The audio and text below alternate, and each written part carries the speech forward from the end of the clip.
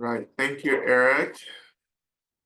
And thank you also to Karen behind the scenes. It's so wonderful. Um, Thank you, everyone, for joining us today. Um, and I want to especially thank everyone for joining me this past weekend at the Art of Living.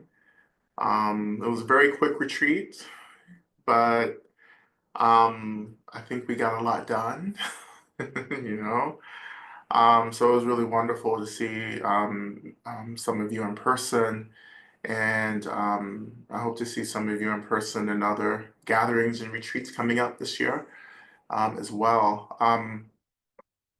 So welcome again. This is Medicine Buddha. Welcome to those of you who are new to this space. This is indeed a practice space rooted in the very ancient tantric tradition of medicine Buddha, um, the Buddha of healing, but also I do believe a Buddha of activism as well. Um, as I tend to read some of the medicine Buddha writings and teachings, and call them tantras, as being a call to understanding that healing is about liberation and vice versa. Liberation is healing. Um, Not just healing from physical sickness or anything that feels uncomfortable in body or mind, but to actually disrupt the systems, the causes and conditions that prevent us from experiencing wellness and balance, right?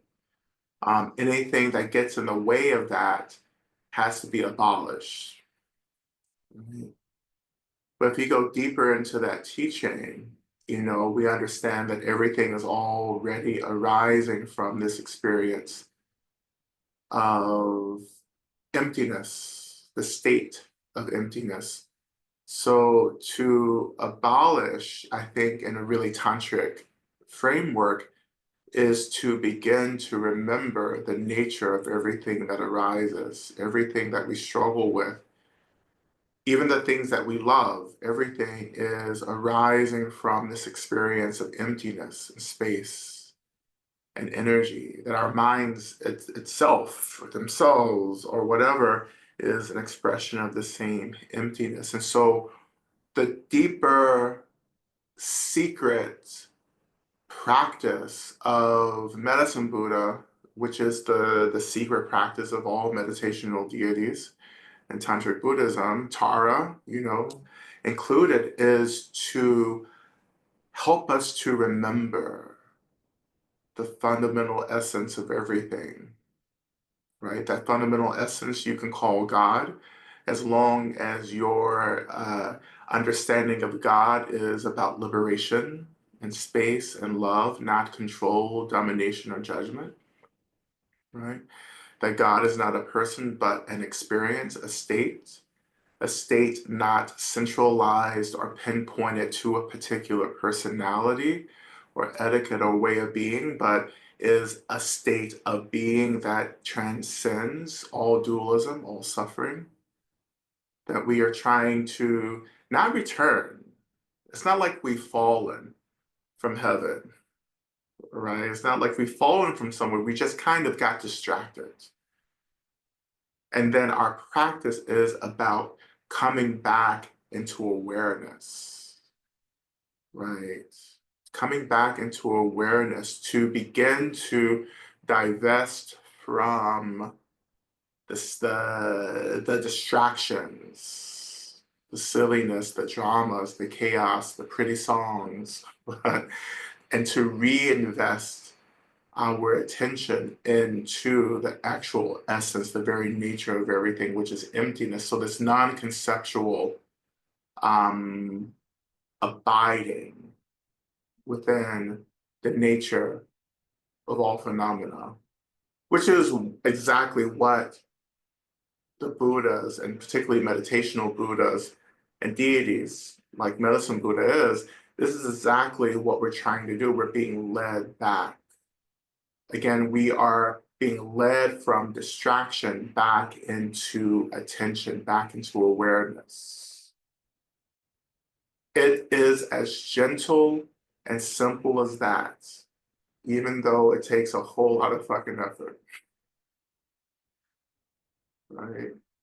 It's the gentleness, right? That I'm always trying to communicate, because at the beginning, practices like this seem like it takes so much effort. You know, you're so aggressive. I have to be aware. I have to be mindful, right? I have to do this, right? And you're so aggressive with it. You know, it's just like, I'm going to dominate my meditation, right? And that's not the point, because actually we're trying to relax into this remembering, right? As I always talk about with the Magic Eye books, and I talk about this in the New Saints, like you look at those pictures, you know, and you don't see the image until you start relaxing your eyes, start relaxing. And for me, it feels as if I am spreading into or spilling into this picture, this image in front of me. And when I start consenting to just letting myself expand, to relax, to open, then the picture comes into focus, right? And this is what I'm really encouraging us to do in our practice. Anytime you practice with me, right, is to give yourself, offer yourself permission to consent to just opening, expanding, letting go, right? And you're saying, oh, like I can't let go because this thing will disappear. That shit ain't going nowhere. You can let it go for a couple seconds. You know, like it's just gonna be there. Let space do work for you and hold that while you open and let go, right? Dissolving or disrupting that intense fixation on everything, right?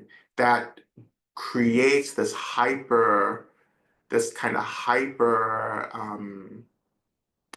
reactivity. And that hyper reactivity is so draining, right? And if you're drained, you don't have much energy to invest in getting free. That sounds really familiar. I wonder what's happening right now in the world that feels hyper reactive to us, that feels urgent.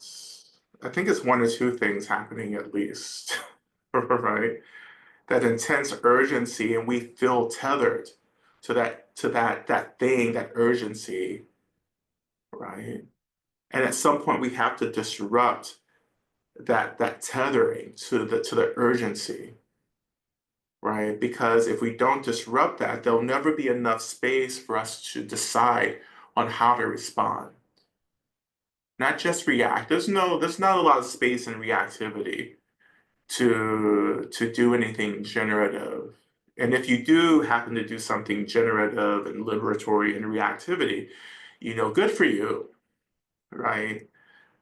Right? A clock is always right at least twice in a day, right? But you want to increase the the capacity to respond to everything with clarity or wisdom, and deep care or compassion, right? Like we need a little bit of space to do that. And when you get that little bit of space by disrupting reactivity, and of course you disrupt reactivity by actually allowing yourself to open, to relax, and to begin to actually experience this energy. What, baby? I know, like I love that. I love when like the muting is like off and people like giving us glimpses into their life, you know. But don't worry. This is Zoom. Like it's just like um but no, like that whole like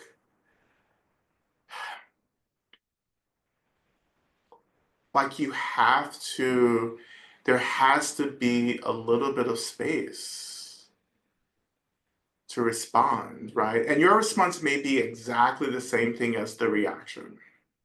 Possibly, right? But at least you chose the response. To choose. It's the agency that we're trying to develop in this practice to disrupt the reactivity, to begin to actually feel, to experience not just this energy of urgency, right? But everything, the subtext or the sub narrative beneath the urgency, right?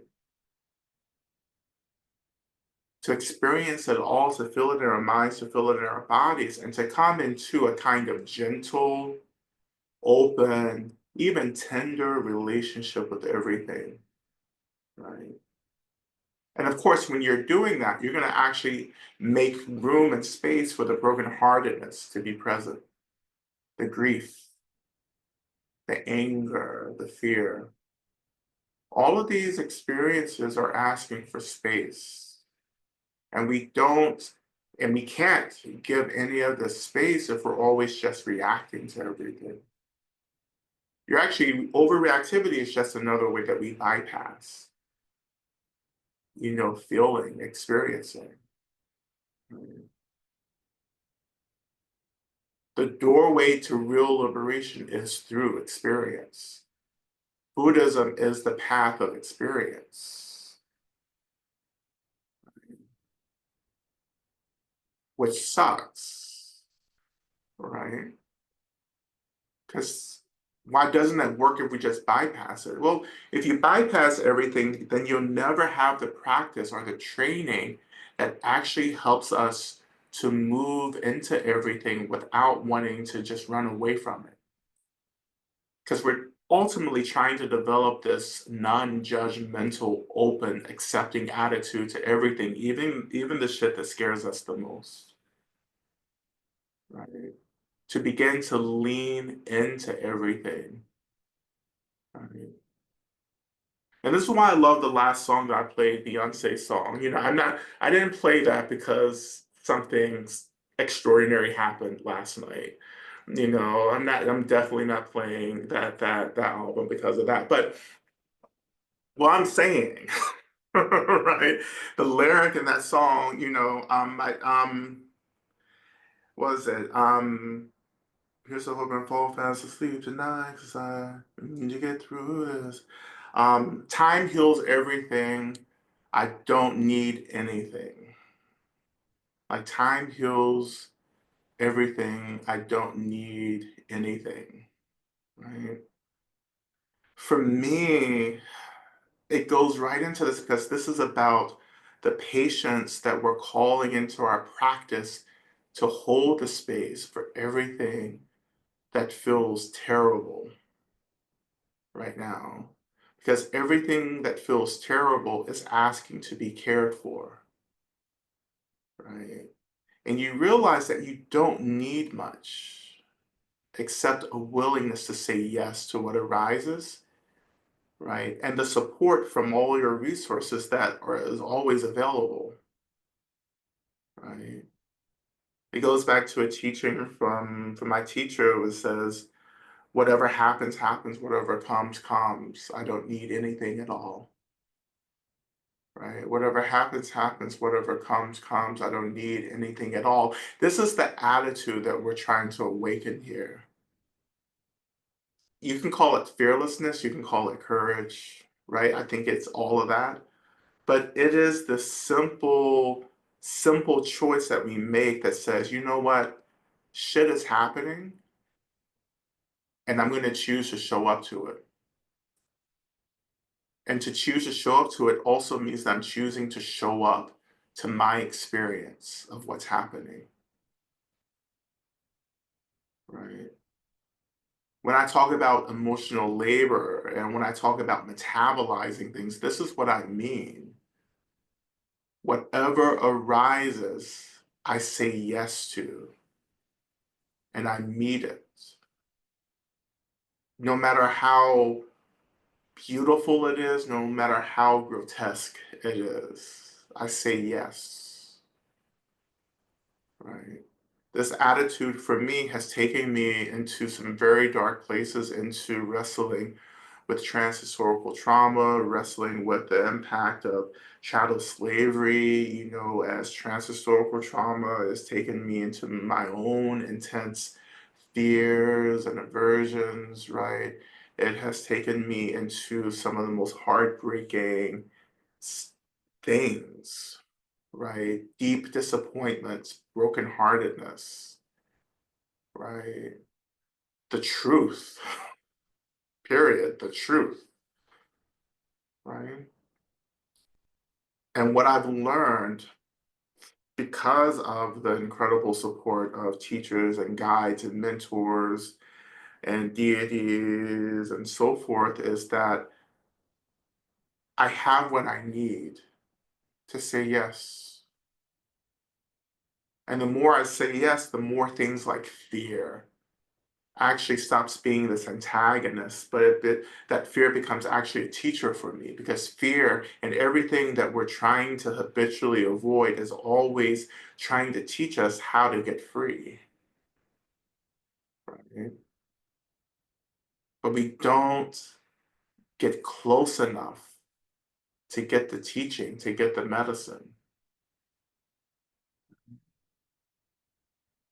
But that medicine, I think, we're afraid of it because to engage in the real teachings of everything that we're afraid of means that we will have to change. That who we think we are will need to die. Who we think we are also needs to be offered and let go of. And some of us are terrified of that, literally, honestly terrified, because we don't know who we are on the other side of all of this. You've built a home, right, in this body, and some of you have done incredible work to really come home to the body, to do this really important work of undoing, participation in systems of violence. And that's an ongoing process. And you've done really brilliant work, you know. And if you've built an identity around how wonderful you are at doing the work, even that identity has to die. Right? This whole thought of like, oh, I'm such a good person for giving a shit, that's gonna have to die too. Because what is demanded is a complete kind of letting go of all of these narratives, right? And stories we tell each other, that we tell ourselves about who we think we are and how wonderful we are. And even the stories we tell each other about how miserable we are and how much we don't deserve, right? All of that has to be surrendered. So much of my path has been a continuous surrendering over and over and over again. Right? Every time I think I'm hot shit, I have to surrender that. You know, all the times I think that I'm not good enough, I surrender that. I offer this to emptiness. I offer it to the earth. I offer it to my benefactors. This is really deep healing, right? And this is what's happening. And at some point you have to lean a little deeper into this, because it's easy to get comfortable, right? As Tyra Banks used to say, it's easy to rest on pretty, right? But it's easy to rest in parts of our practice that feels really good. And that's wonderful. I'm glad practice feels good, but I don't really care if it does, actually, right? Feeling good and getting free are two different things, right? Something that Andre Leontali talks about in his writing and his interviews is, of course, Andre Leontali, fashion icon and fashion journalist that died a few years ago. who, by the way, if you don't know who he is, then you haven't been paying attention to anything that I've been saying or writing for the past year. By the way, you know? Um, but he talks about like the wonderful life that he had, and I love Andre Leon because his life mirrors mine so much. We have a very similar upbringing, and we both found ourselves in spaces where we weren't really represented. Big black queer gay men aren't, really like, headlining fashion shows or, in these elite fashion circles, nor are they in Tibetan Buddhism, by the way. Strangely enough, I know that sounds like a surprise, but you don't get too many of these as lamas. No.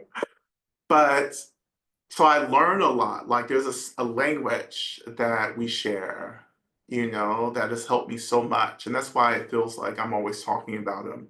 Because when you find people who so closely mirror your life, you hold on to them because there's real teaching and medicine there. So I use that. I don't take that for granted. But anyway, he talks about this really amazing life and the suffering that came with that life, the choices that he had to make, right? He was very open about that, which is really deeply healing for me. But he used phrases like um, the gilded hells, hells, you know.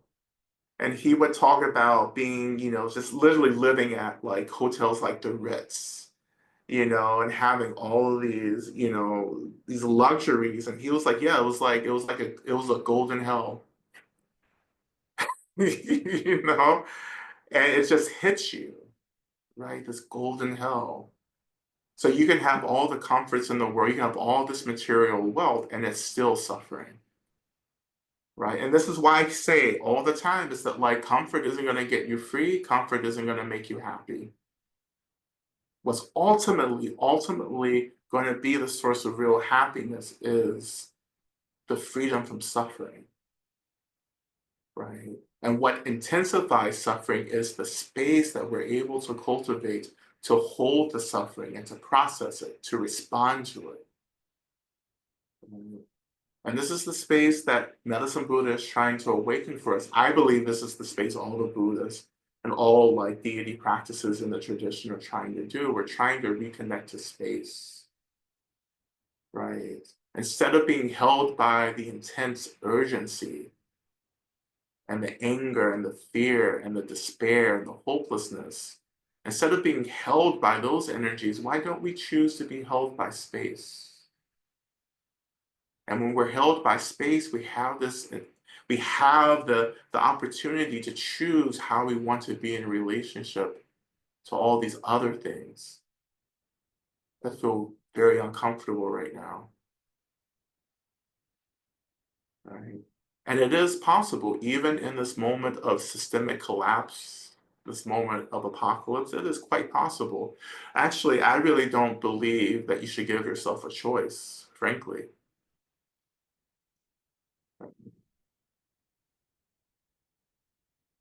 Don't give yourself a choice. Or as my imaginary drag mother, Latrice Royale, says. And by the way, I just throw out these names because I know one day someone is going to roll into this space who's going to say, you know what, that's my friend. And they're going to like private message me and say, oh my God, like I can put you into contact with so and so. So if you know Beyonce, hook a brother up, right? But like as Latrice Royal says, and I talk about this all the time, you have to eat it. Eat it. You have to fucking eat it. Now do it with me. Get your snaps ready, honey. You have to fucking eat it. Eat it. Eat that. That's a little 90s though. Like this is a little 90s. This is a little men on right here, but you have to eat it. That's work. That's work, baby. you know? the fierceness. I don't want to keep going on and on. I just wanted to share a word. My spirit was activated today, and I just wanted to share a word. I just wanted to share a good word from the tradition.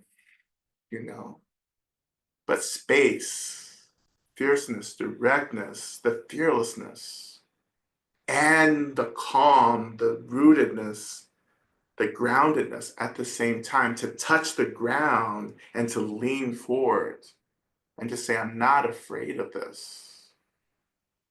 Because all of this arises from this emptiness, the same essence, this emptiness which is always and has always been liberated. So we start there. Let's start there, right? As we begin to approach, medicine Buddha, right? Let's start there. Everything that arises is an expression of emptiness. And of course, this is just a thought to begin with. So let's begin with the thoughts, the contemplation. Everything that arises is emptiness, right? And when we say emptiness, we're not talking about nihilism. Like, there's a different philosophical framework there. We're not talking about nothingness. Actually, when we talk about emptiness, we are talking about fullness. There's a fullness to emptiness. There's a suchness to emptiness. It's not a nothing. It's not a coldness. When we say cold, that's the way the ego and the sense of self is trying to co-opt this to keep us from it, right? Because when we talk about emptiness, we're talking about a state that transcends the sense of self, something that feels autonomous and separate, the sense of I. Who are you, by the way? I mean that in many ways, like I literally, like, who are some of you people? I've never seen you before. And also, secondly, like, who are you as a question for yourself? It's this existential question, but don't get so lost in that. Who are you? What are you? Right? And some of you are always wrestling with these questions, and that's fine. But who are you? Who am I? Right?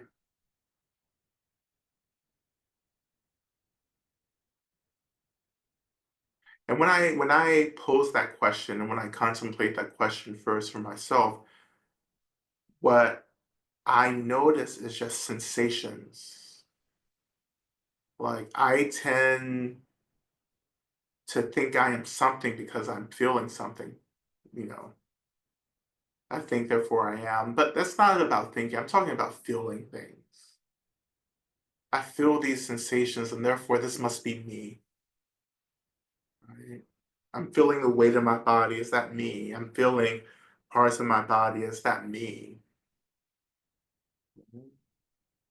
I'm feeling my breath. I'm noticing my breath. Who is that? What is that? Is that me? Is that an expression of me or myself? Right? This kind of self-inquiry practice, which is very common. Like, for those of you who've really been on the path for a bit, this is just very like early stage practice, self-inquiry. What am I? Who am I? Asking these questions, going through all of these lists. Am I my finger? Am I my breath? Am I my foot? You just go through that, for a long time. But it's helpful, right? Because the more I've done that over these years of practice, the more I land in this really ambiguous unknowing, which I really believe is helpful. And I'm kind of stuck there, right? This ambiguous knowing, this ambiguous awareness of these things, these experiences that get strung together, and how I began to label the whole ball of stuff as me. This is me.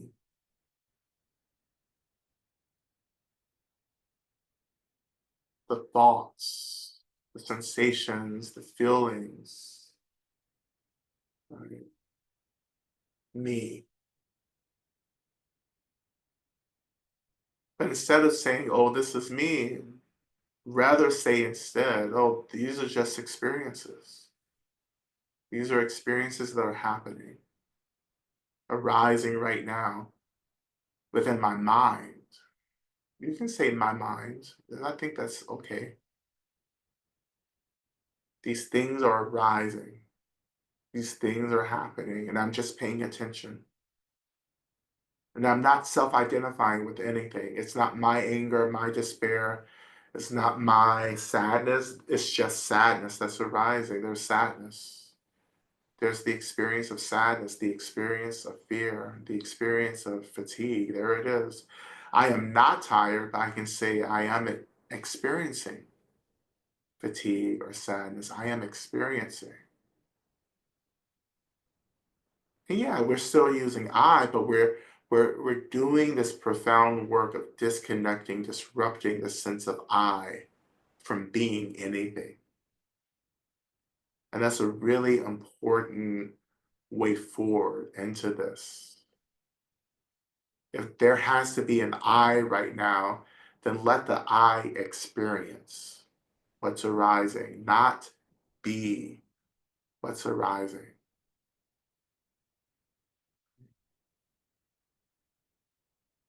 My body, right, is an experience. Everything is an experience. I experience. That can start creating a lot of space for us. The experience of the weight of my body and the seat rising to hold me, that's an experience. And the more I choose to relate to everything as an experience, the more I begin to experience and relax into space, spaciousness itself.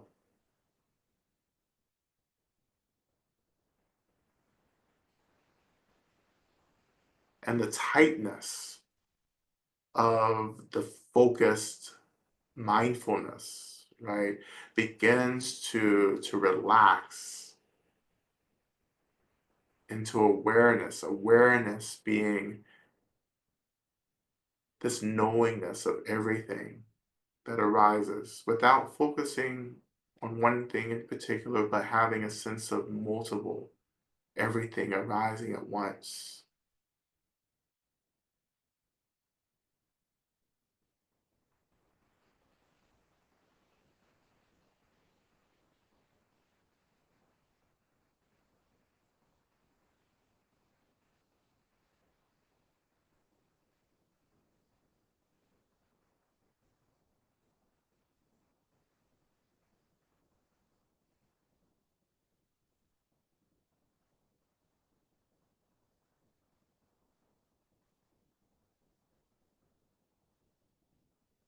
And this is how we start approaching all the Buddhas, not just medicine Buddha, but all the Buddhas. This is how we start touching into this profound experience of the Buddhas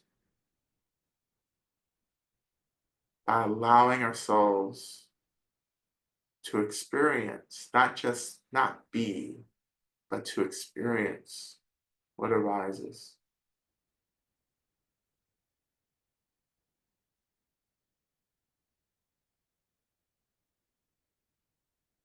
Right? Feeling the seat under you as an experience.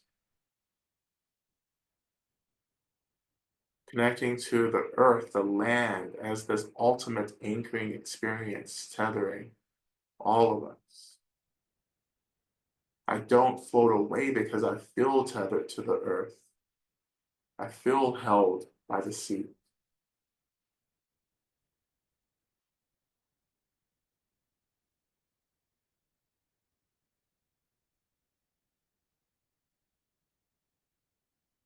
And when you're practicing this kind of like experiencing, then you begin to get these, like I would say, somatic experiences or tastes of emptiness. And these tastes or experiences of emptiness doesn't mean anything disappears. And I think that's where we get confused here in emptiness meditation. You don't get to emptiness meditation by everything going blank. Like emptiness isn't a screen going blank. Right? Emptiness is this faith, this growing belief that there's a deeper truth, a deeper experience than what we're meeting face on. Right? There are two things happening. It's what we perceive as an experience, and then there is the truth of that experience. Both of those can be true and are true. Yes, we are experiencing something, and yes, the nature of that experience is empty. And again, when we say empty, we're saying, okay, what's really there besides my perceptions, assumptions, and narratives? What's really there beyond my reactivity? What's there beyond this collective narrative and reactivity to something? What's really there? What's really happening? Mhm.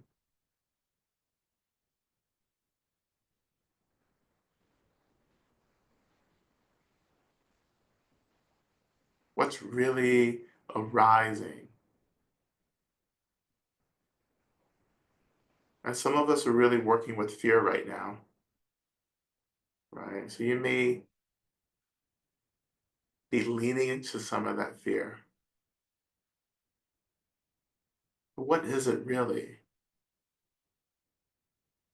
Because we can't say, "Oh, I am terrified. I am afraid." Let's leave that language at the door. So let's transition to the language of I'm experiencing this. This is an experience. It's still arising. It's still there, but it's still an experience. And I can get a little bit of space into this. It's not going to disappear, but it's not going to feel so immediate and real.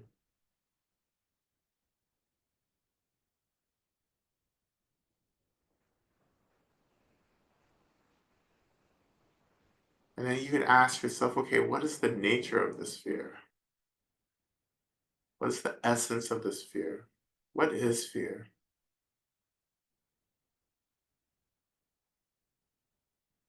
Can you touch it? I mean, really, physically, can you touch it?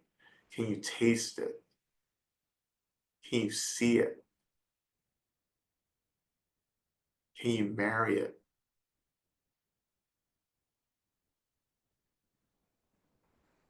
What can you do? What is this? What is fear? The deeper we get into it, the more we see all of these ravel. This it's a ball of all of these experiences wrapped together.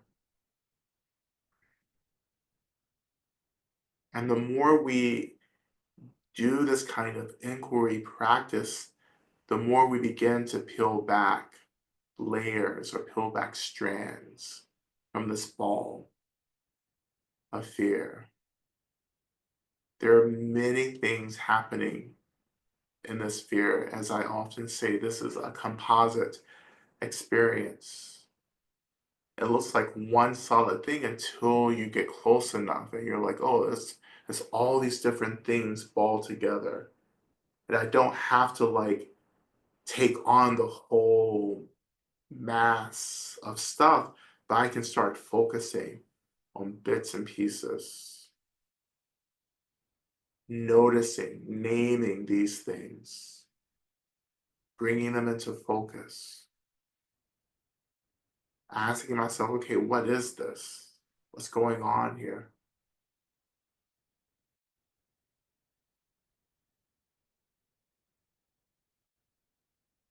And then all the physical experiences, the sensations are a part of this.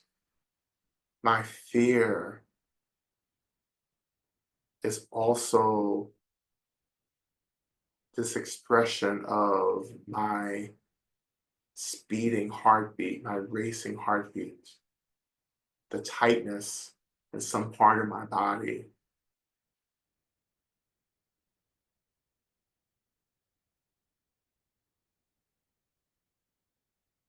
It is the anger that I'm also feeling. It's the aversion, the pushing away of something.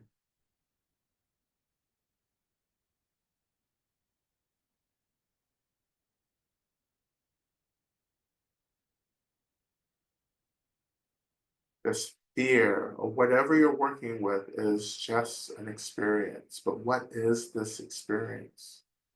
Where does it come from? Where is it going?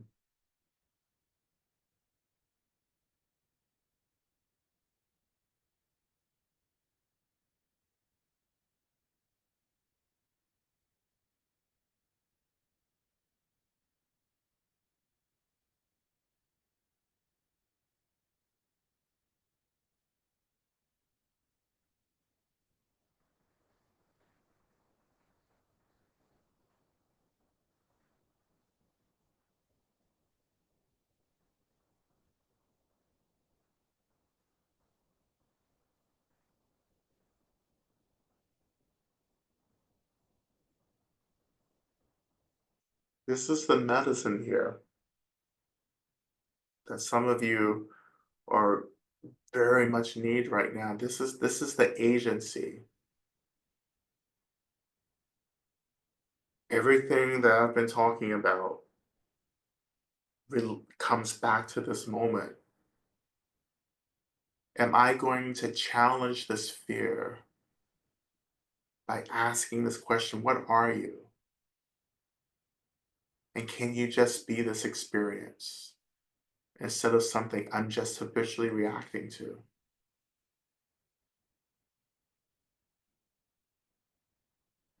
And we're not talking about what fear means and what it's connected to and the future and the anxieties and all of that. Like we're talking about this one experience of whatever you're working with. I'm using fear, right? You can be using anger, what have you. It's not about this other stuff. It's about this moment of my relationship to this experience. Yes, that has so much meaning, but can I let go of reacting to all of that meaning and just sit with the experience itself? Right? It's just fear. It's not fear about the future. It's not fear about war or whatever. It's just fear. Let it just be fear. And when you let it just be fear, then it becomes a lot more manageable, right?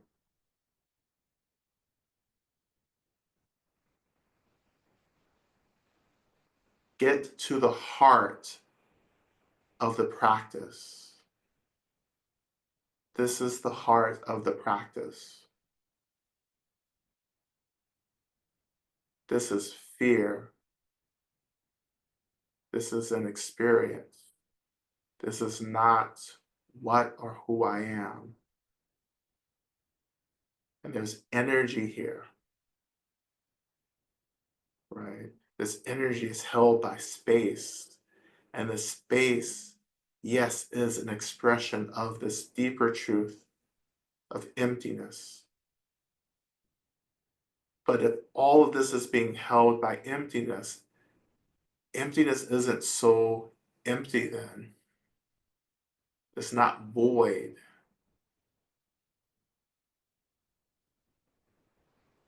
There's a fullness here.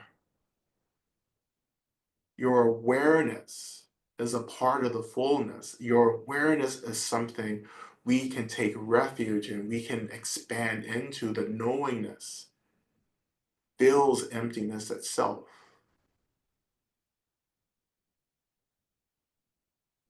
Right? But the emptiness, right, is the real truth that whatever we think shit is not. That thought can be deeply liberating for some of us, if not all of us. It's not what I think it is. And I won't be able to get to that truth through thinking, through processing, through reading, but through this experience, which is the act of experiencing itself, feeling into without the narratives, but just the feeling, the experience beyond the language, the experience beyond this cognitive kind of chatter, just the experience.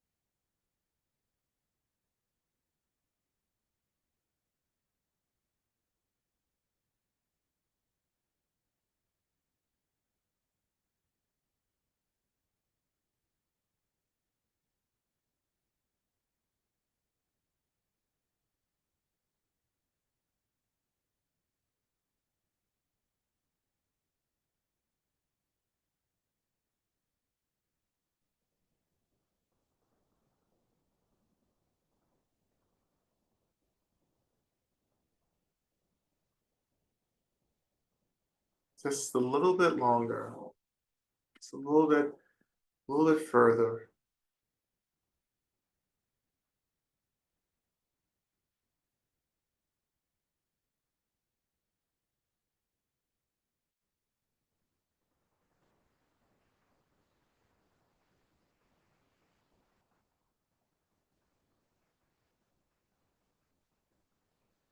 And there's a kind of freedom here.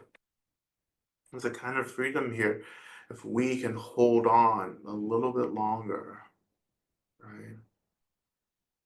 If we can trust the process a little bit longer. There's a little bit, it may not be a lot of freedom, but it can be a speck of freedom, but that can be enough to get you through the next week, right? You don't have to ask for a lot,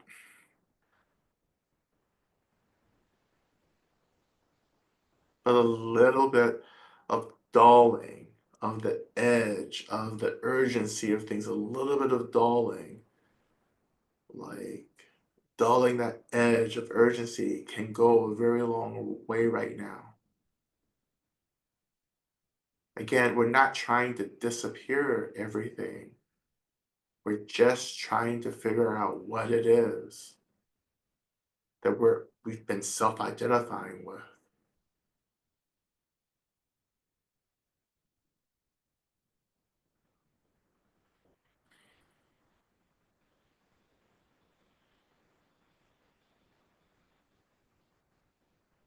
And this is how we reach. Well, this is when rather we can reach into wherever we're at to begin to call forth all the Buddhas. This is where the Buddhas live, right? In this space of experience, that they emerge out of emptiness, right?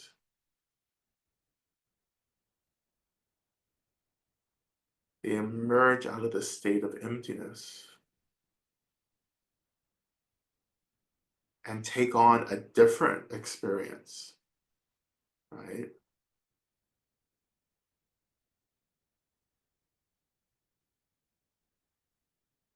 And so we turn our attention to our opening mantra, right?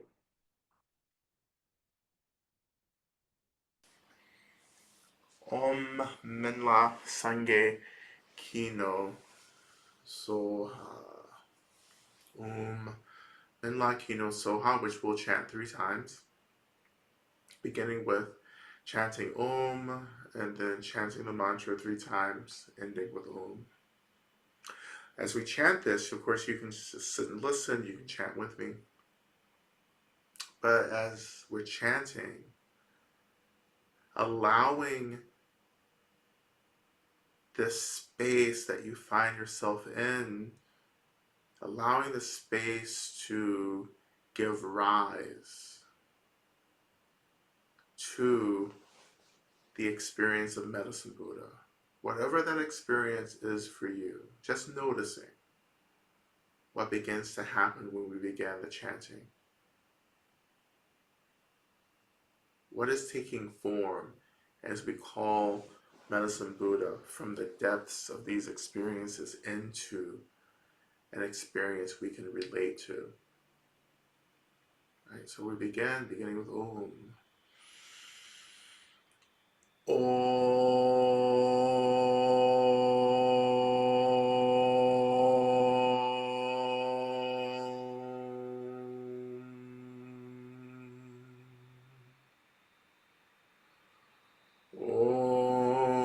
Lazange Kino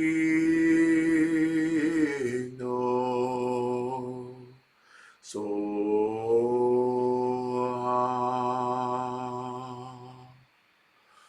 Om Lazange Kino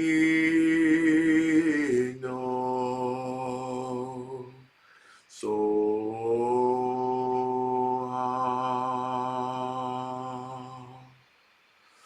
Om Lazange Kino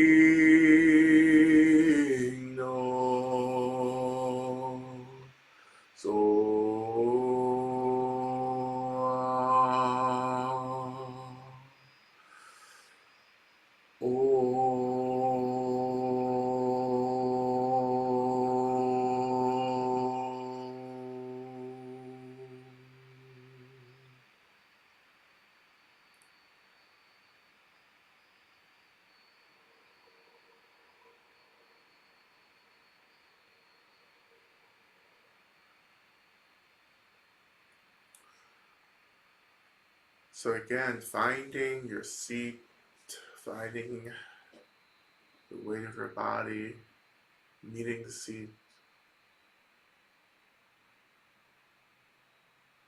relating to everything as an experience, including whatever experience has been awakened for you, as we've called the consciousness of Medicine Buddha to take shape, to take form in our practice. And in your mind, there's all kinds of things that can be happening. You can see, particularly in your mind, the arising of Medicine Buddha. You can feel Medicine Buddha. You can just have a faith or a sense that Medicine Buddha has awakened for you.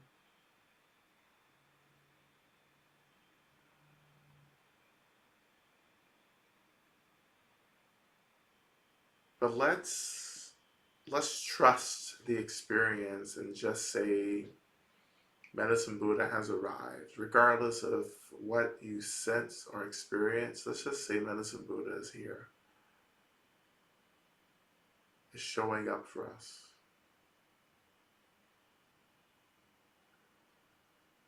Sometimes for me, Medicine Buddha is the experience of things moving, with something getting fluid or lighter or more transparent, right? The realness of everything begins to dull itself. And there's a little bit of a transparency in what I've been experiencing and struggling with. There's a little more light. There's a little more groundedness. All of these can be expressions of Medicine Buddha.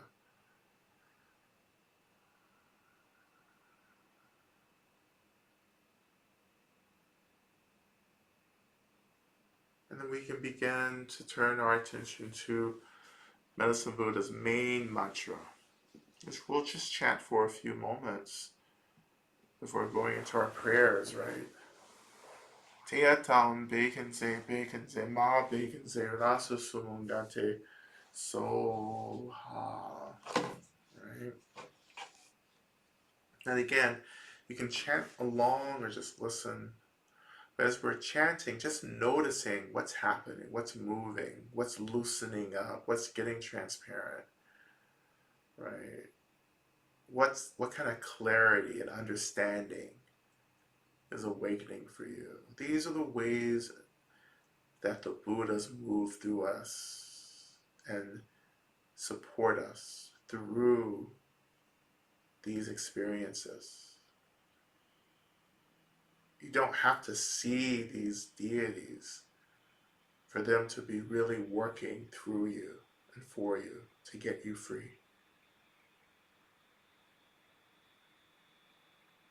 So we begin. O te anda begenze, begenze, ma begenze, raza sungate soha.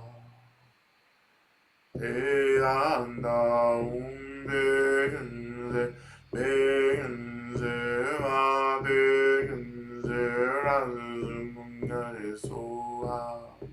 Te anda begenze, begenze, ma begenze, razumungare zoa. Te anda begenze, begenze, ma begenze, razumungare zoa. Te anda begenze, begenze, ma begenze, razumungare soa. Te anda begenze, begenze, ma begenze, razumungare soa. Te anda begenze, begenze, ma begenze, razumungare soa. Te anda begenze, begenze, ma begenze, razumungare soa. Te anda begenze, begenze, ma begenze, razumungare soa. Te anda begenze, begenze, ma begenze, razumungate soa. Te anda begenze, begenze, ma begenze, razumungare soa. Te anda begenze, begenze, ma begenze, razumungare soa. Te anda begenze, begenze, ma begenze, razumungate soa. Te anda begenze, begenze, ma begenze, razumungare soa.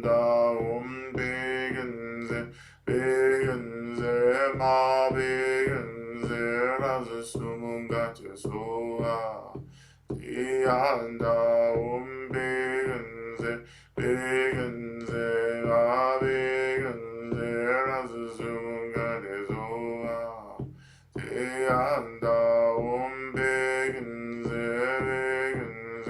ma begenze, razumungare soa.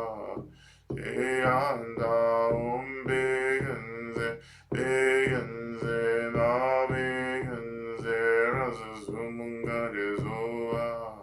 Te anda begenze, begenze, ma begenze, razumungare soa. Te anda begenze, begenze, ma begenze, razumungare soa. Te anda begenze, begenze, ma begenze, razumungare soa.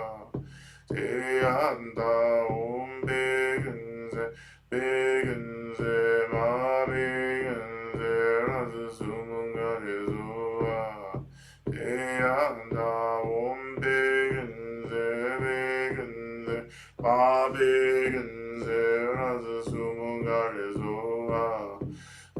대한다 옴백은세 백은세 마백은세 라스 수문가래소아 대한다 옴백은세 백은세 마백은세 라스 수문가래소아 대한다 옴백은세 백은세 마백은세 라스 수문가래소아 대한다 옴백은세 백은세 마백은세 라스 수문가래소아 대한다 옴백은세 백은세 마백은세 라스 수문가래소아 대한다 옴백은세 백은세 마백은세 라스 수문가래소아 대한다 옴백은세 백은세 마백은세 라스 수문가래소아 대한다 옴백은세 백은세 마백은세 라스 수문가래소아 대한다 옴백은세 백은세 마백은세 라스 수문가래소아 대한다 옴백은세 백은세 마백은세 라스 수문가래소아 대한다 옴백은세 백은세 마백은세 라스 수문가래소아 대한다 옴백은세 백은세 마백은세 라스 수문가래소아.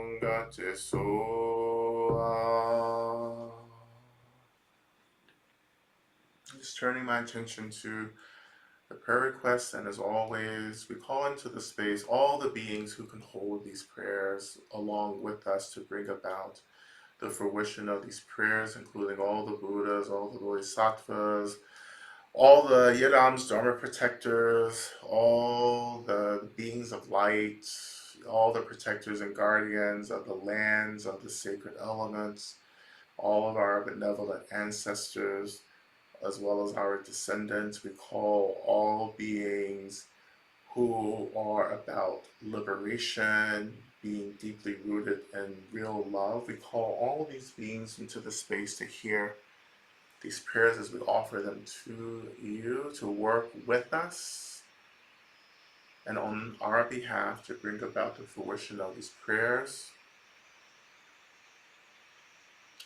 We're offering prayers for peace for all beings everywhere. May we all feel supported during this time of political unraveling. Offering prayers for R and I to be and to become what divinity has planned for us.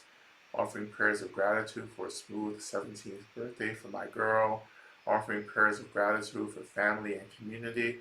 Offering prayers of gratitude that no one was hurt in a head-on collision my daughter and I were in on Friday Eve. Offering prayers that Teddy recover and come home from the hospital. Prayers that love flows into the streets, disrupting all the hateful nonsense coming from the orange one. Offering prayers for my partner Nikki, who's providing care for their father who's fighting ALS and cancer. Offering prayers that my spine heals well and I find a fantastic job soon. Prayers of all for all of experiencing dysregulation amid shocking news. Prayers for the health of Abby, Leah, Jenna, and Dolores. Offering prayers of love and protection upon all the poor, all those alone, all afraid ones. Offering prayers for myself, may I be well, healed, and joyful in body, mind, and spirit. Offering prayers for M and her family in Palestine. May they have what they need and be free as soon as possible. Offering prayers for the land. May we grieve and collaborate on how to get free together.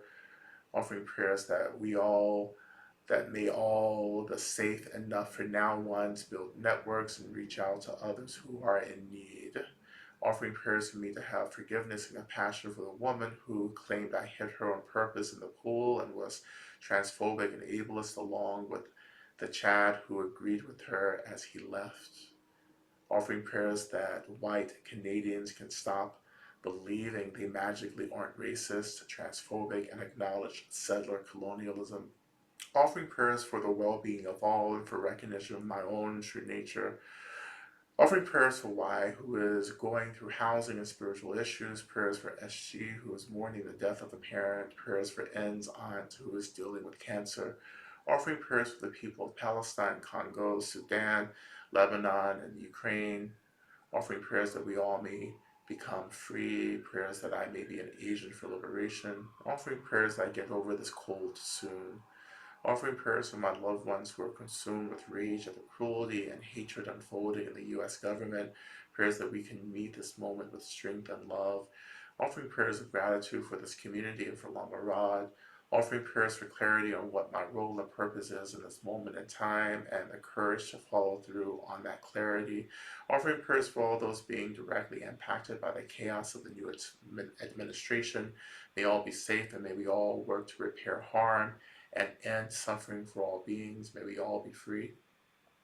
Offering prayers for my biopsy to be negative, prayers for M and R to experience healing and freedom. Offering prayers for Bindu Marie Cooper for health, ease, and well-being. Prayers for Lama Rod and his team. Offering prayers for this season of grieving to transmute into medicine for LG and all beings. Offering prayers for myself and all beings with chronic illness. May we find the healing we need. Offering prayers for hope and the energy to keep going. Offering prayers for solidarity among people during this chaotic time. Let us not turn against each other or forget our brothers and sisters amid our own struggles. Prayers for Appa. May he be held in light as he passed through the Bardo and continue to guide Santi to their freedom. Offering prayers to protect, nourish, and open sanctuary for undocumented people, trans folks, and the LGBTQ community. Please heal the hate in the United States and allow all to see our interconnected humanity and possibilities for collective liberation. Offering prayers that we please heal the water element and earth elements which are currently full of contaminant plastics and the suffering caused by fossil fuels and unsustainable living. Offering prayers of thanks and deep gratitude to Medicine Buddha and all of my beloved guides.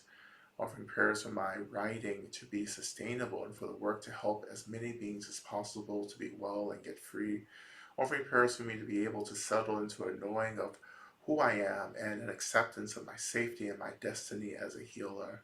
Offering prayers that my liberation from my long-time medication will be supported and that I may peacefully find sleep and freedom from headaches during the transition away from dependence on it. Offering prayers that my healing from many lives of oppression will soon result in full physical health and healing that allows space for expression of my full empowered self. Offering prayers for protection and power. Prayers that my brother Julian finds his way to light during this dark time and heals. May we all quickly remember ourselves. Prayers to guide me into deeper relationship with my ancestors and their power. Prayers for the end of greed and all forms of carcerality. Prayers for the elderly and the young ones. Prayers for Bumimar. Prayers for all beings in all realms and timelines to be free and immediate ease. Prayers for me to find gentle decolonity in my work. May holding the line allow me to take up all the space I need to also be well, and may my offerings be clear and loving. May my mental health work become true work of healing. Ashe. Prayers for all those who have survived sexual abuse and who have been triggered by the Diddy allegations, particularly those whose friends have continued to support Beyonce uncritically in the face of her open support for her husband despite his ties to Diddy. Offering prayers for Nellie Perez, David Jones, my mother and father. Prayers for all the young North Korean soldiers and soldiers tricked into participating in the Ukraine-Russian war that has nothing to do with them. Prayers for their families who never see them again. Prayers for the ending of wars all over the world, everywhere. Offering prayers for S after she got the results of her medical tests today. Prayers for the husband of my friend S who will be having surgery tomorrow to remove a migrant colon polyp. Prayers for LG, a young woman who unexpectedly got a diagnosis of metastatic cancer recently. Prayers for myself and all people everywhere who are suffering from the experience of deep fear and anxiety. Prayers for myself for healing the body, mind, spirit, to be able to sleep and to find solace and community, and prayers for my health. Prayers for healing my physical, emotional, psychic, and spiritual well-being as I recover from surgery and complications. May I be well. Offering prayers that I may find my way through the uncertainty I'm living through, especially on finding my way into financial abundance as soon as possible. Prayers that I may receive the support needed to pay my mortgage and livelihood until I have a stable income stream that serves healing for myself and all I work with. Prayers for personal and collective liberation. May we awaken as quickly as possible, and may we have all the gentle reminders we need to keep practicing awakening. Prayers for all of us caught in the cycle of fear, anger, and insecurity. Prayers for me and my mom. May we both have the peace and good health we need to be together. Prayers for all. Offering prayers to heal the bird flu pandemic and protect the world from the looming health crisis. Prayers to heal Nicholas's MS and open up a better life and awakening for him. Prayers to open up a rooted and safe living situation. Prayers for my mother's peace and happiness as she continues her journey into Alzheimer's and its parallel realities, and for myself as I reckon with my relationship to her vulnerability. And offering prayers for my hearing as I offering prayers for my healing as I follow my purpose and path, and for all those who wish me harm. We continue to pray for the liberation of all of us from all systems of harm. We continue to pray for deep healing, for the end of everything that gets in the way of us remembering who and what we really are. May we continue to work to accomplish liberation for not just ourselves, but for all of us. May we all get free as quickly as possible, and may it be so. We offer these prayers to all those who have gathered, to the retinue, the field of refuge. May you accept these prayers and begin to work with us and also on our behalf to bring about the fruition of these prayers. And we turn our attention back into the mantra, and again, allowing ourselves to rest within the space, letting go of what needs to be let go of, and allowing space, emptiness, to do this deep tending for you in these next few moments. May these last few moments, may the real deep, profound medicine of Medicine Buddha pour freely into the places you most need this medicine. O Eyanda Begenze, Begenze, Ma Begenze, Razumunga Soha. Eyanda Begenze, Begenze, Ma Begenze, Razumunga Soha. Eyanda Begenze, Begenze, Ma Begenze, Razumunga Soha. Eyanda Begenze, Begenze, Ma Begenze, Razumunga Soha. Eyanda Begenze, Begenze, Ma Begenze, Razumunga Soha. Eyanda Begenze, Begenze, Ma Begenze, Razumunga Soha. Eyanda Begenze, Begenze, Ma Begenze, Razumunga Soha. Eyanda Begenze, Begenze, Ma Begenze, Razumunga Soha. Eyanda Begenze, Begenze, Ma Begenze, Razumunga Soha. Eyanda Begenze, Begenze, Ma Begenze, Razumunga Soha. Eyanda Begenze, Begenze, Ma Begenze, 온비근세 비근세 마비근세 라스 수문간에 소와 대한다 온비근세 비근세 마비근세 라스 수문간에 소와 대한다 온비근세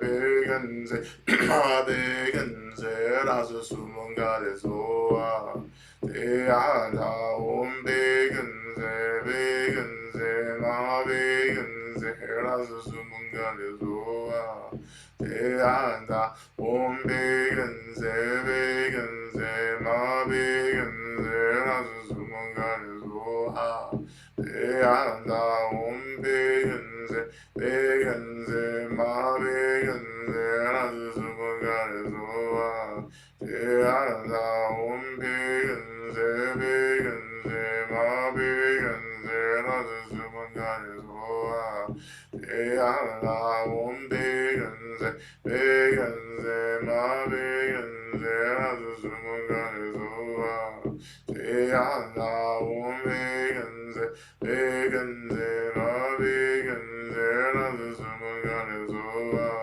대한다 온비근세 비근세 마비근세 라스 수문간에 소와 대한다 온비근세 비근세 마비근세 라스 수문간에 소와 대한다 온비근세 비근세 마비근세 라스 수문간에 소와 대한다 온비근세 비근세 마비근세 라스 수문간에 소와 대한다 온비근세 비근세 마비근세 라스 수문간에 소와 대한다 온비근세 비근세 마비근세 라스 수문간에 소와 대한다 온비근세 비근세 마비근세 라스 수문간에 소와 대한다 온비근세 비근세 마비근세 라스 수문간에 소와 대한다 온비근세 비근세 마비근세 라스 수문간에 소와 대한다 온비근세 비근세 마비근세 라스 수문간에 소와.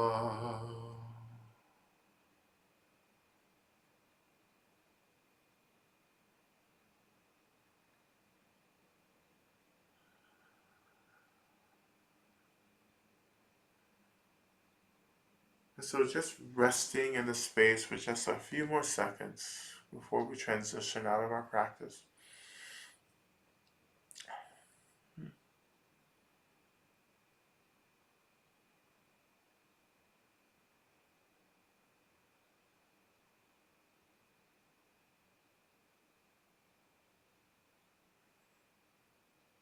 And when you're ready, beginning to shift your attention back to the seat, to the weight of your body, and the seat rising to hold you.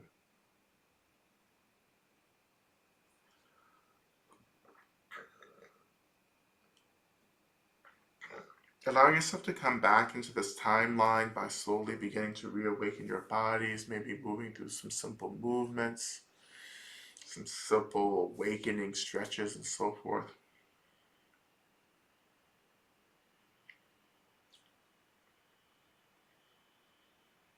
A few deep breaths, cleansing breaths.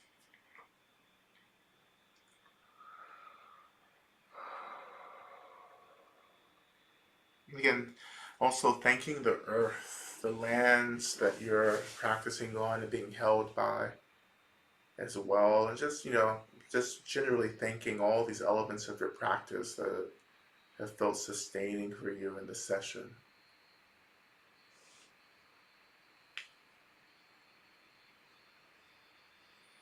And then we shall turn our attention to the chat box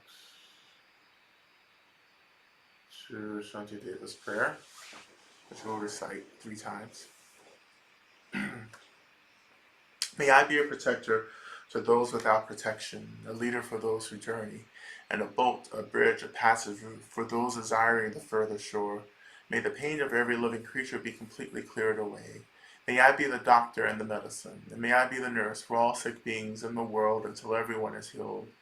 Just like space and the great elements such as earth, may I always support the life of all the boundless creatures, and until they pass away from pain, may I also be the source of life for all the realms of varied beings that reach into the ends of space. May I be a protector to those without protection, and a leader for those who journey, and a boat, a bridge, a passage for those desiring the further shore. May the pain of every living creature be completely cleared away. May I be the doctor and the medicine, and may I be the nurse for all sick beings in the world until everyone is healed. Just like space and the great elements such as the earth, may I always support the life of all the boundless creatures, and until they pass away from pain, may I also be the source of life for all the realms of varied beings that reach into the ends of space. And finally, may I be a protector to those without protection, a leader for those who journey, and a boat, a bridge, a passage for those desiring the further shore. May the pain of every living creature be completely cleared away. May I be the doctor and the medicine, and may I be the nurse for all sick beings in the world until everyone is healed.